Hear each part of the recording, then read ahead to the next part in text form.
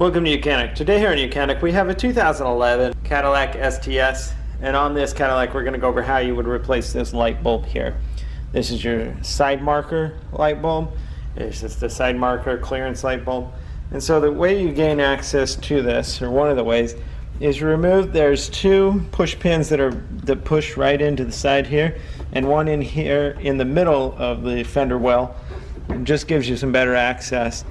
You'll be able to reach in here, pull this back a little bit, and reach in, grab where the light is, and be able to twist it and unlock and pull it out. And then this light bulb, you just pull out of the housing, and you would get a new one to put in it.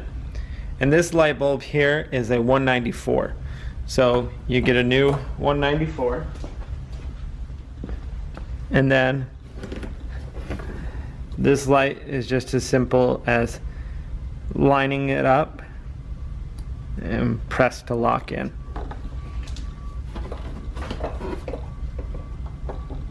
And then just reach in there, line it into the hole, and then turn it a quarter turn to the right or clockwise to lock it into place.